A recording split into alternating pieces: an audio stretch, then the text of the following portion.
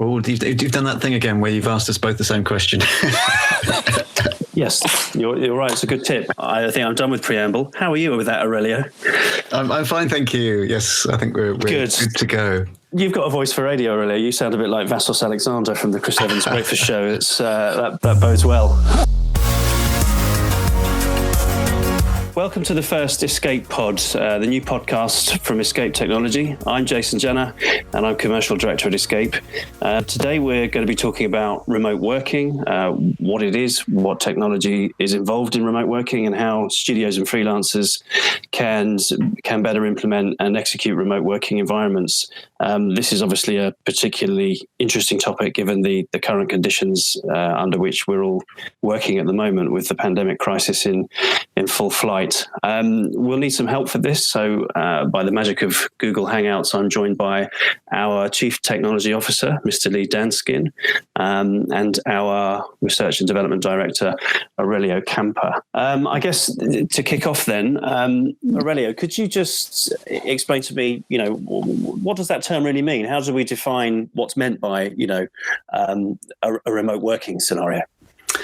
So if you consider the standard approach, which is I, as an artist or operator, I'm sitting at my desk, and historically I would have a workstation under my desk. So I'm in sort of close physical proximity to my workstation. I'm plugged directly into the workstation. So remote working can extend from that idea to basically being sort of physically distant from my workstation. From that perspective, my workstation could be located in a machine room in the same building as me, in which case I could be considered to be working remotely. It could be located in a machine room in a different building. Or alternatively, it could be located somewhere in the cloud. It could be a virtual workstation in the cloud. So really, it's this idea of just going about your normal sort of activity, your normal creative activity, where you're generating content using a workstation, and you're not necessarily close to that workstation. So in effect, the user of the workstation and the workstation are in two separate locations. Indeed. Yeah, and presumably that could be, it could be the case that, a customer has, a batch of rack-mountable workstations that are in a server room on floor 4, and their artists are on floor 2, connected remotely. That's equally valid as a remote working deployment. Obviously, in this current situation, we consider remote working to be normally somebody sitting at home, but it is equally remote, yes. Yeah, okay, great. Talking about remote working, that means different things to different people. And whilst it's a hot topic currently with the pandemic restrictions, it's something that's been around for quite some time. Lee, do you think you could give us a sort of concise history of what our kind of experience has been with remote working, leading up to and prior to the pandemic situation? We've had remote working in some shape or form for the last, 15 years, 20 years even. We've got to a point now where people started to do remote working in an early fashion. It's been accelerated by the pandemic massively, but we've been using remote working in different shapes and forms for some considerable time. In past lives, we've worked with VPNs and transferring data, which when things were all PAL resolution and small, that functioned very elegantly and made things quite simple. But as time's gone on, and obviously our data sets have increased, and actually moving data around is hard work, period, that these days, we're trying to work with more elegant techniques of moving pixels rather than the data, which allows us to be a lot smarter in how we work. Okay, Lee, can you talk a little bit about the different types of technology that feed into a remote working conversation? There's clearly more than one solution that we might use to either move data or move pixels. And what's common? What are the common technologies that we're currently working with? So there's two main technologies when we come to moving pixels. A lot of people will have tried remote desktop or team viewer and things like this, which or even log me in, which are more basic versions of an enterprise solution. Both are very valid for small periods of just logging in and checking something and doing something quickly and easily, but to work on it all day and to function with it as if you were functioning on a normal machine, that's where all of that breaks down. There's two primary versions of the software for moving pixels, and that would be RGS, or now Z Central Remote from Hewlett Packard, which is an excellent solution. But there's also Teradici's PC over IP protocol, which allows us to take multiple desktops and 4K tests, up to 4K desktops, and make those available across the internet as a full working experience. And just to pick up on something that you said there, Lee, RGS and Teradici technology, are they both using a form of PC over IP protocol? No, they're sort of slightly different. RGS uses an H.264 compression algorithm that runs on an NVIDIA NV encoding chip that sits inside of your workstation. So RGS consumes small amounts of your machine to deliver this remote experience. Teradici comes in two forms. It can utilize a card, a remote workstation card in the machine, or also it can utilize the same NVE encoding chip, but using its own protocol, which is PC over IP, which has been around for 20 years and has matured quite heavily and is probably one of the most mature compression streaming pixel algorithms out there. And obviously you're talking there about, a mixture of software and hardware technology being, used to deliver the same outcome, which is a remote user experience. But are there particular considerations or preferences with respect to whether you use a software or a hardware deployment? I mean, what drives those choices with customers currently? We've seen some interesting things in recent times with VPN restrictions. So VPNs at the minute are sort of the Achilles heel of the whole network infrastructure type remote working solution that everybody's been trying to do recently. So, we've got large enterprise customers that are actually struggling with their VPNs because when they were bought, they were designed to go one way only, which is pretty much out, not in. Right. The inside of things was very much, designed for a few very compute or load intensive situations, not thousands or hundreds of users all trying to hit their internal storage at the same time. So VPNs and the firewalls that people have implemented were designed for a totally different use case for essentially going out to the internet, not loads of people coming into their offices. And that's where something like the software implementations, especially with Teradici and the cloud access manager that they have in place, allows us to bypass the VPN and allow a lot more performance and a lot more network traffic going in and out of the situation, but obviously not transferring any data in any way, shape or form. Okay, so you've touched on a few things there, which I think it would just be interesting to unpick slightly. So, in talking about remote working, we've so far really we've talked about the user being remote, and by which I mean the user is separated from the house or the home infrastructure somehow. So, a common example at the moment is a user working remotely from a studio under the sort of lockdown circumstances that we're all currently enduring. But what about if the infrastructure itself is remote? I mean, if we I'd like to put this to Aurelio actually. So Aurelio is has quite a bit of experience with cloud deployments, and I think Teradici obviously folds into that as well. Aurelio, could you give some sort of outline as to the sort of more cloud specific or that kind of use of Teradici where the infrastructure is perhaps remote as well as the user?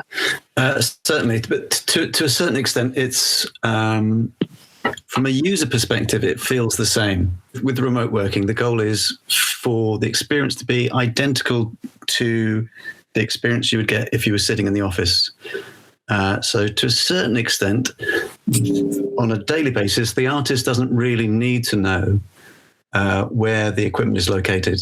The supporting technology is the same. So we tend to favor Teradici PCOIP.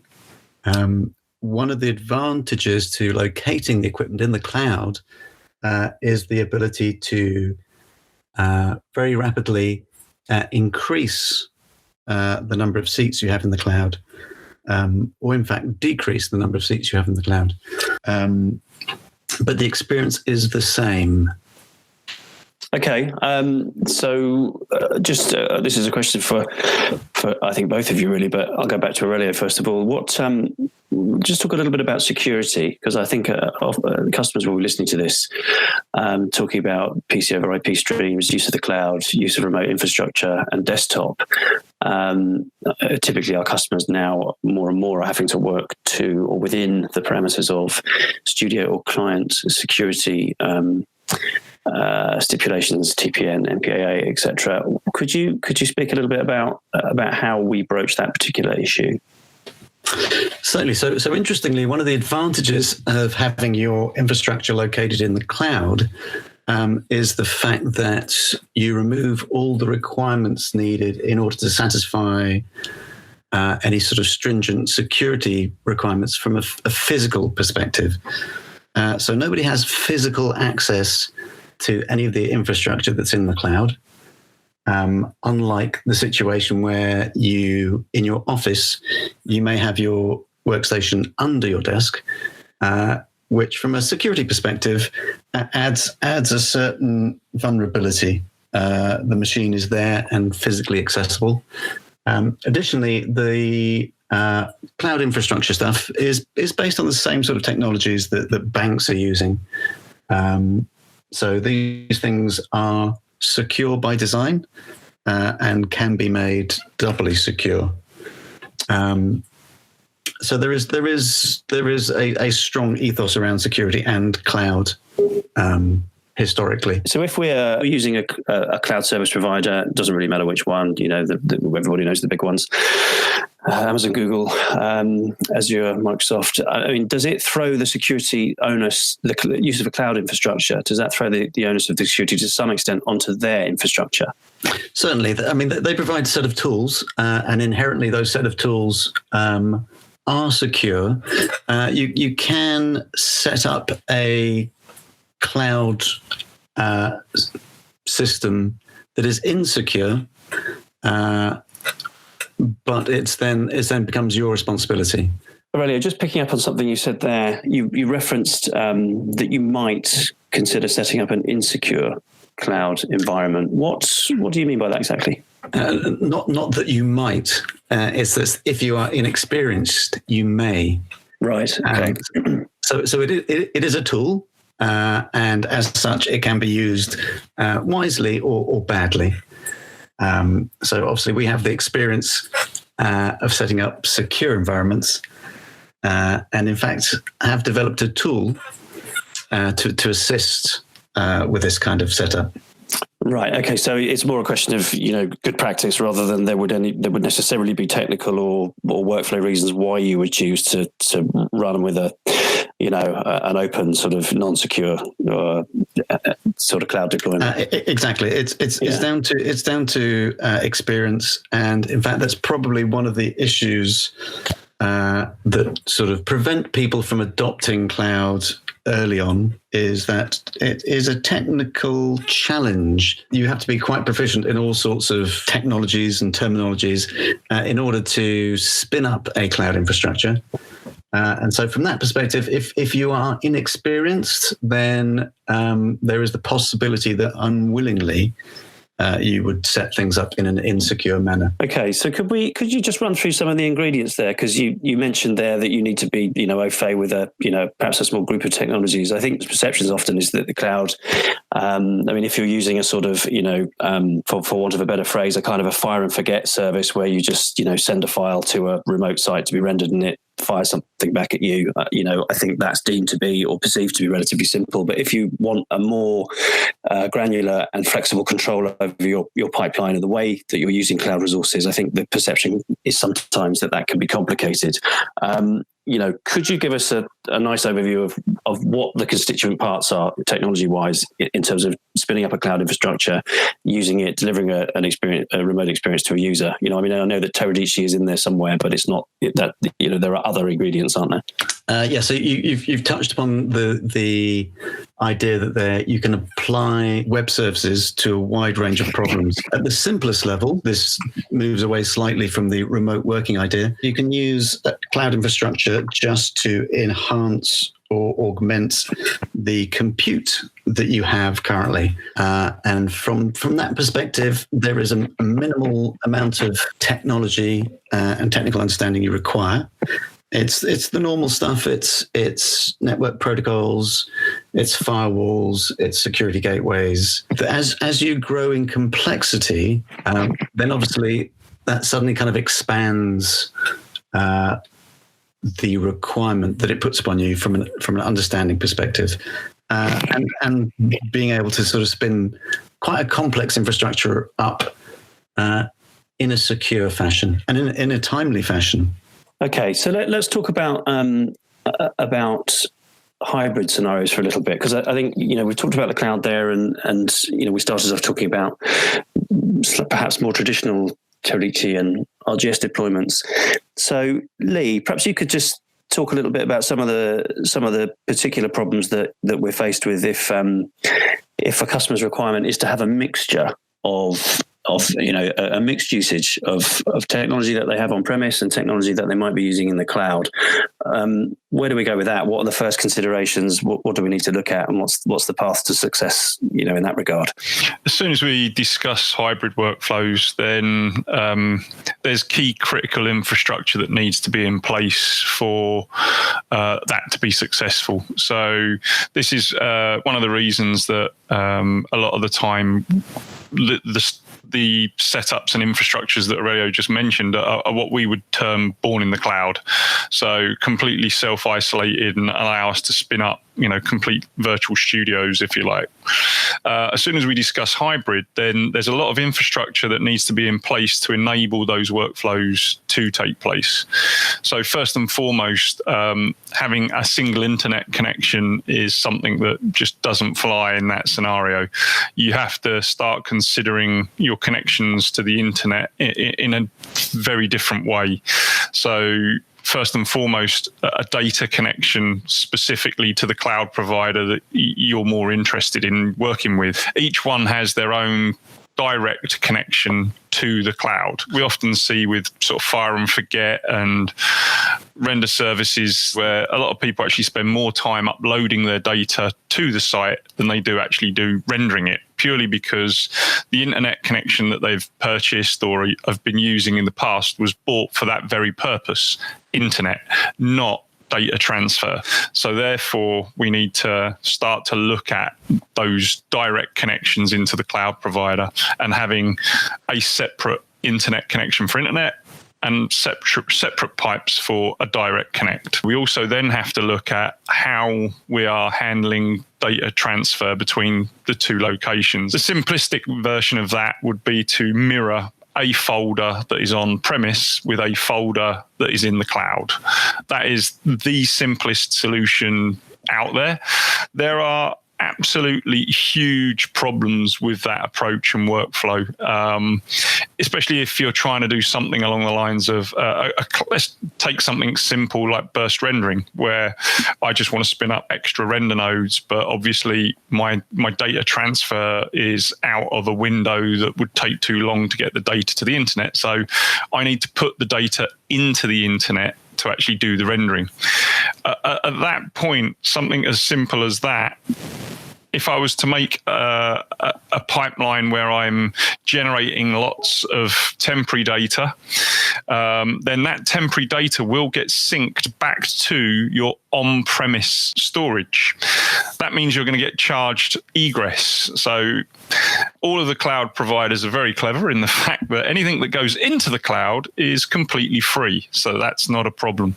But as soon as we want to take data out of the cloud, we get charged for the pleasure of taking data from their facilities. That's where a sink in that mode really becomes a really bad problem, especially if you've got a more advanced pipeline where you might be generating AS files or something along those lines. An AS file is great for rendering the frame really efficiently with Arnold, etc. But at some point in that process, you don't want those AS files being transferred back to your on-premise solution. We suffer from the last man writing wins. So if there's a file on-premise or a file in the cloud, and someone writes to both locations and then the cloud one gets synced back, the one on-prem is going to be the one that's destroyed. So there's a lot of issues with working in a hybrid scenario. And that's where we need to look at much more intelligent storage solutions that allow us to push and pull on demand and are actually configurable by the workflow, so that we only push data up that needs to go up. We only pull down the data that we actually want at the end of the process. I suppose where we pare things down to a more simpler concept of remote working, though, that's where you'd advocate. You move an artist, you make an artist remote, and what you're really doing therefore after that is just moving pixels rather than moving data. Because actually, would be fair to say that everything you've just described is inherently a problem with moving data and sharing data between different pools of infrastructure, be they on-prem, cloud, cloud storage, on-prem render, cloud render, etc. Whereas if we're talking just simply about remote user working, then we can avoid all of those problems with just clever techniques to use PC over IP, RGS, ToTeach, etc., and move the artist away, separate the artist from the infrastructure. Exactly that. That is the definition of why we move the pixels, not the data, because there's always issues with pathing, with something missing, something forgotten, some artist has left something on his desktop that's not part of a mounted drive, or there's all these numerous little workflow issues and gotchas that fire and forget renderers suffer from, if at all points wherever possible, giving the artist remote access into the infrastructure, wherever that infrastructure might be, is the most elegant solution for this. Otherwise, I'm transferring it from my home machine, which is working on a local, Windows C drive or a Mac internal drive, that I've then got to reconnect all my paths, whether it's a Premiere file, and I'm trying to find all my footage. Did I transfer it all? Have I got the right footage in the right place? All of those issues can be eliminated as soon as we make sure that the artist is just looking at that infrastructure, that data, where it is. Absolutely spot on. That all sounds fairly painful. That all sounds fairly painful. You wouldn't want to do that unless you had to, but really, I think if the goal is, get people, certainly under the pandemic scenario, get people working remotely so they don't have to travel to an office where infrastructure is based, then, ideally, I think, if I understand you correctly, what it's preferable to have everything in the cloud and have a sort of a born in the cloud or fully hosted in the cloud solution for those artists, or a remote distribution where they're just consuming pixels from a home or a house infrastructure. Absolutely. It's without a doubt, we don't measure data in the VFX industry in megabytes, it's more in gigabytes. Well, we're verging on the gigabytes, terabytes, issue. If we've got a lot of 4K footage, then we can start looking into terabytes of data, and that's just not something that you can move elegantly, around the internet. A lot of people will use these wonderful internet calculators to give you a rough idea of how long it will take to get X amount of data from one location to another location. The problem is that they forget to factor in file size, file type, network load. You can do some simple maths using an internet calculator that will give you 2 terabytes, might take X hours to go up. But when we actually look at that data, you can't flood the network unless you're doing intelligent workflows. So, moving data is the hardest part of the problem. Moving pixels now is actually the simplest part. Right. Okay. So just kind of going back to some of the discussion around particular types of just remote desktop delivery. Could you give us a bit more details? We get into the nitty gritty a little bit about Teradici versus RGS, and pros and cons. I mean, I think they're both good solutions. We've worked with them both. I'm aware of that. I mean, are there instances where you prefer one over the other, and then perhaps it also a little thought on hardware version or hardware deployment versus software deployment. I mean, let's be brutally honest. RGS comes free with every HP workstation. Well, you say it comes free. It's it's a hidden cost in that workstation price. I wouldn't say, strictly speaking, there is a small cost attached to it. But yes, I know what you mean. A customer perceives it as being free because they see a workstation. Yeah. I'm splitting hairs, It's a good hair to split because, as the end user, we all see it as free, and it's like, I've got a workstation, and fortunately, I've got RGS has come with it. So yes, you're quite right; it is embedded in the price of there somewhere. But because if you buy it independently, right, it was a cost, right? You can buy it. I mean, I think absolutely, people very rarely do that because most people are using as you say, an embedded workstation copy of that software. But actually, if you want to utilize it for more artists than you have workstations, then you can go to HP and purchase independent licenses. And there is a cost attached to those. So it's more that it's a cost that people don't see rather than that it doesn't have one, as it were. But anyway, sorry, I disrupted your flow. No, absolutely. It's spot on. Everything you're discussing is correct. I mean, RGS as a standalone solution, it is very valid, and they've only just recently released their broker. And obviously a broker for anybody out there that's wondering, so a broker actually just, is a smart way of connecting a user to the end device, wherever that might be. RGS can be brokered by, things like LeoStream, but their own broker has just been released. The issues with RGS, there isn't one really. We want to be able to, start using RGS without a VPN. At the minute, that's kind of a requirement that needs to be there. So as a software solution, I don't really want the VPN in place if I can. The only other downside to RGS is that it's actually a very heavily compressed streaming protocol, which is fantastic because obviously it uses a very small amount of bandwidth. But the downside to that is that I need quite a beefy processor to uncompress that at the receiver end.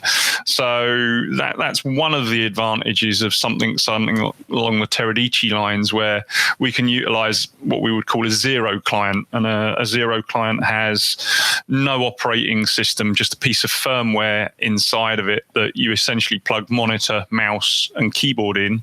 And that allows us to connect to either a software or hardware sender, which would be in the workstation, wherever it might be. When we're looking at that, RGS, yes, brilliant, fantastic, but I do need quite a big decompression system. Whereas Teradici, as I say, zero client, a lot cheaper. It also has hardware and software. Now, the hardware version allows us to do some quite clever things in the fact, from security standpoint, in the fact that I'm connecting to a totally separate IP address from the data.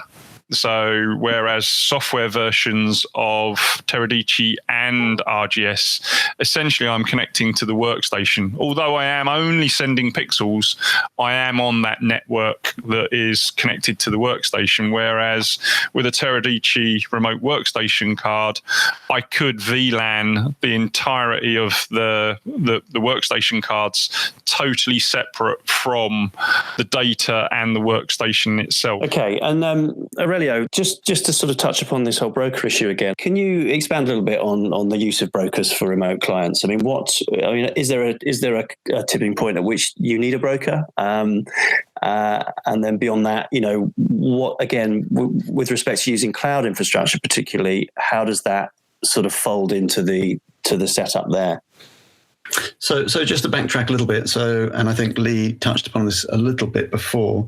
So the purpose of a broker is basically to assign an artist to a workstation, or multiple workstations or different workstations. So the broker controls who has access to what.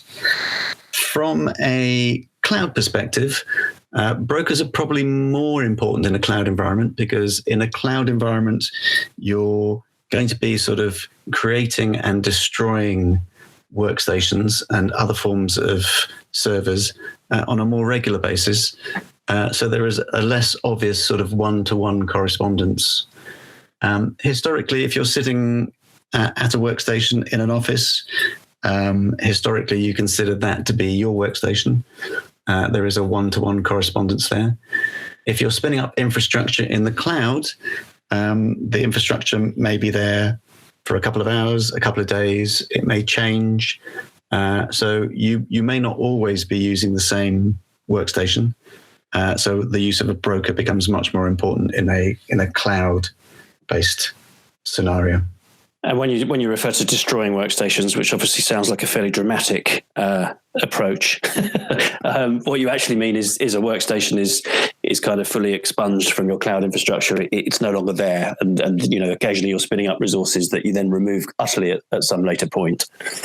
Yes, and the purpose of removing infrastructure is to minimize costs when you're operating in the cloud. That's one of the sort of barriers to entry. People historically have felt that the costs in cloud are difficult to control. There are two main ways of controlling your cloud usage cost. One is to switch infrastructure off if you're not using it.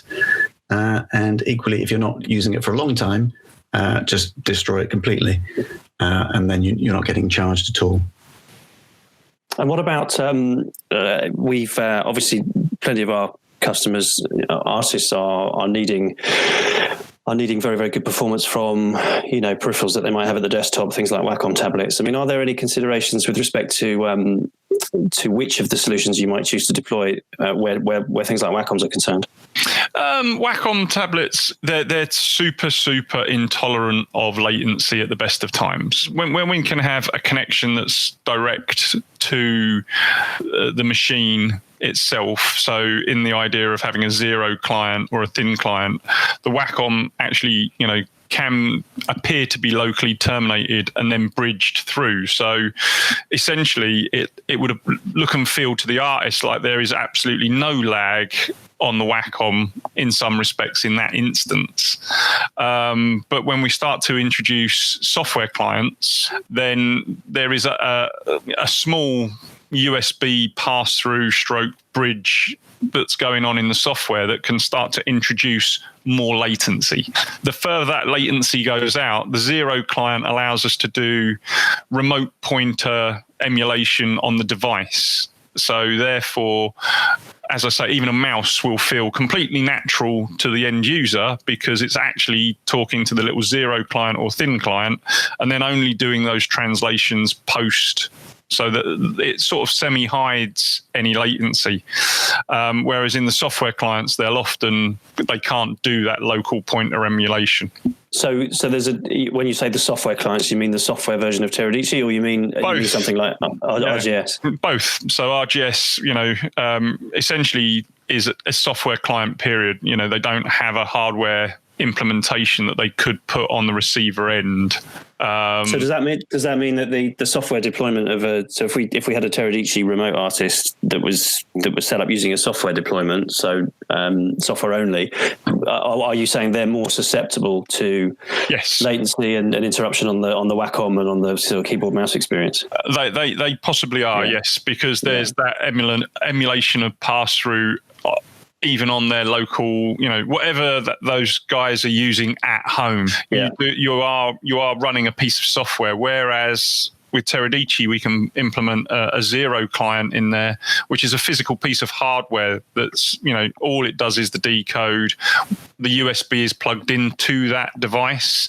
So essentially, you get a slightly better experience potentially. Having a physical device means that we're not doing the transfer between what's on the machine that you're running that software client on versus a dedicated device. Okay, so Aurelio, this is probably one for you. I mean, if we just go back to the cloud, I mean, we talked there about some of the variations in experience with Wacom and the latency that that can be managed.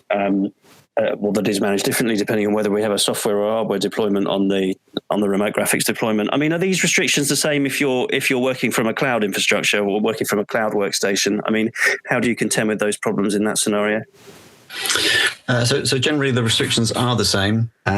When you are spinning up a facility in the cloud, you have the advantages of being able to locate it close to your workforce. Ideally, it should be as close as possible. So if your workforce is predominantly based in London, then ideally you should be spinning up your cloud infrastructure in a London-based DC. If that's the case, then sort of latency times to a London-based DC, about 1 or 2 milliseconds. Just for comparison, sort of latency to a data center from London to, say, Dublin would be about 12 milliseconds. 12 milliseconds is still within sort of tolerable use case for things like a Wacom tablet. Once you get above sort of 20 milliseconds, then people start getting a sensation that the Wacom tablet isn't quite behaving as it might do. So yes, anything below 20 milliseconds is kind of acceptable from a Wacom tablet perspective. I think just to cycle right back round to the beginning, maybe one for you, Lee. If a customer comes and and inquires as to a remote working setup from us, in sequence, what are the sort of 3 or 4 main big questions that you need answered before you can start to devise the right solution for them? It's the how many, how much scenario. How many remote users are we looking at? What type of workflows they want to enable in that scenario. And then there's, they're sort of like the 2 critical artist sort of friendly ones that we normally would worry about. If you're talking of, sub 8 users, then, you might be able to work out of your office premises. But if you're suddenly talking about, remote workers around the country, then a cloud solution makes actually more sense in that scenario.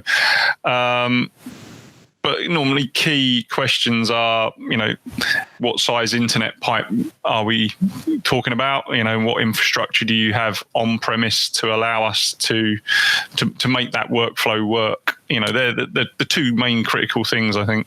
Sorry, just to cut in on that one. I think there's one question there that I think even I find useful to try and figure out sometimes when I'm talking to people. I think in terms of a company that or a customer that has a standard sort of business broadband connection rather than what we might call a data pipe, a point-to-point provision.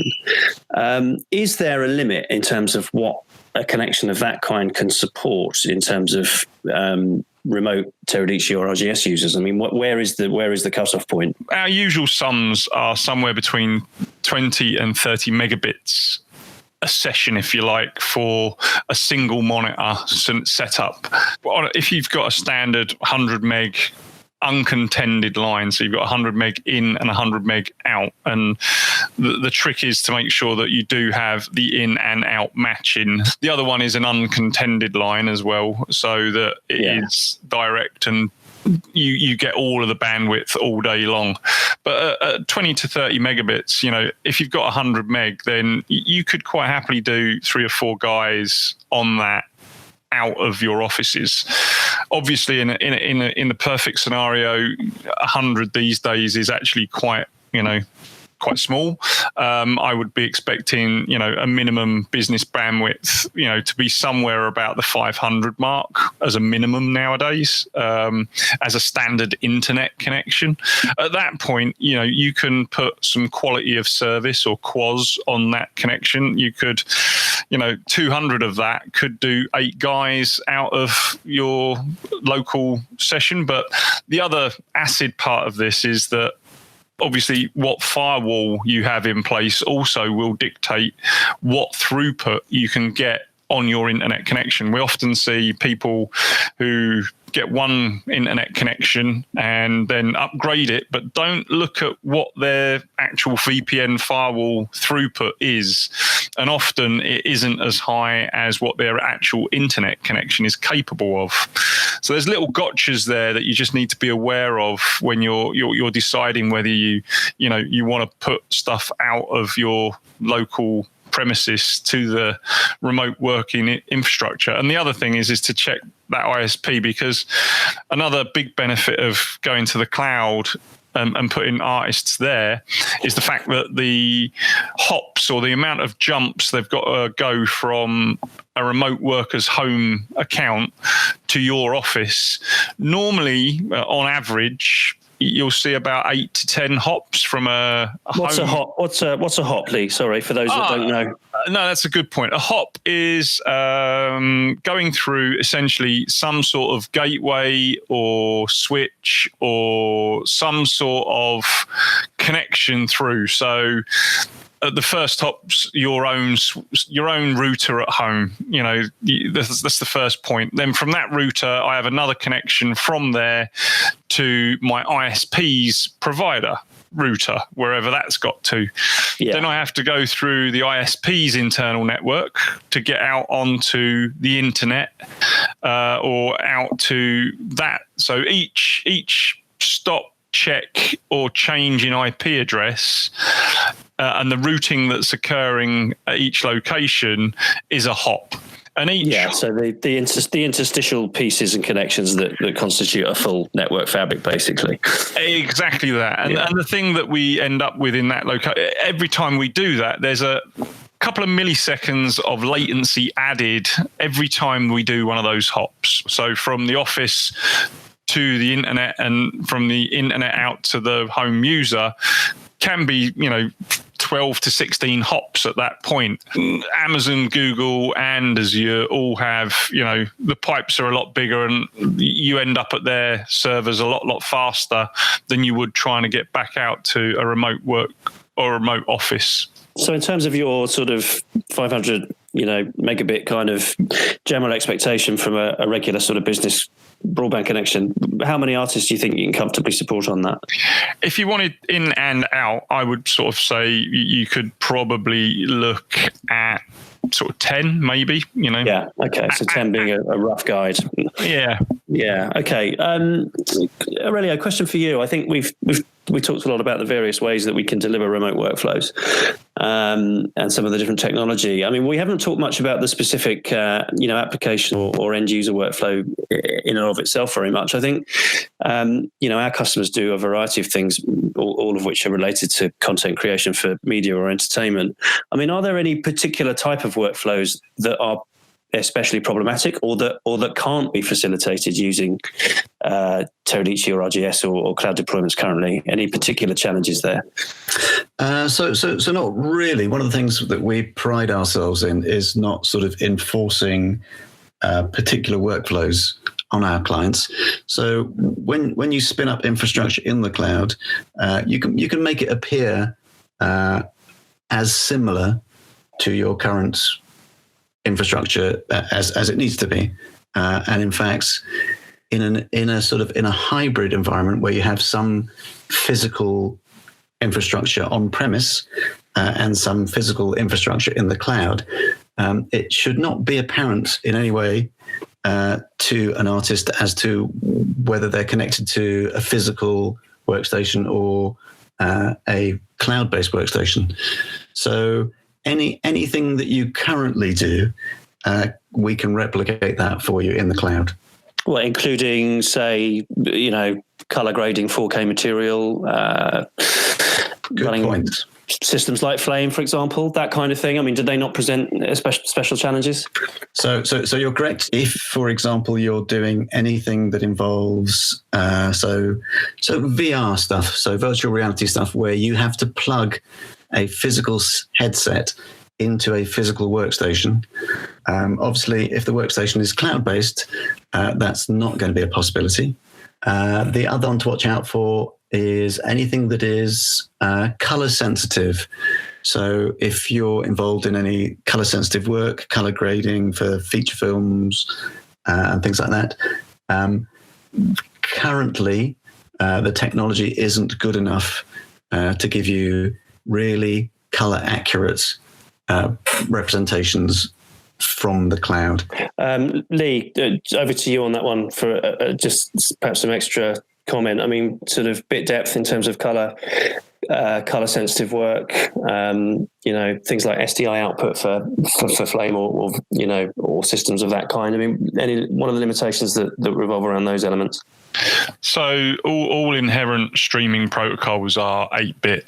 So at that point, if you are looking at, normal workflows, or you wanted to do, color is accurately portrayed as in 0 to 1 or 0 to 255, etc., and everything that you see on a normal working monitor would be absolutely correct, and Aurelio's spot on. As soon as we go to a higher bit depth workflow, so if we were looking at trying to do resolve grading, or we were trying to drive a 10-bit monitor, which, in a color critical workflow, you would always want to start driving monitors at a higher bit depth than a standard 8-bit connection. This is very prevalent now with HDR workflows. Dolby Vision is a 12-bit format that would cause a lot of issues, and HDR10 or HDR10 Plus both have 10-bit versions of that. So trying to visualize HDR workflows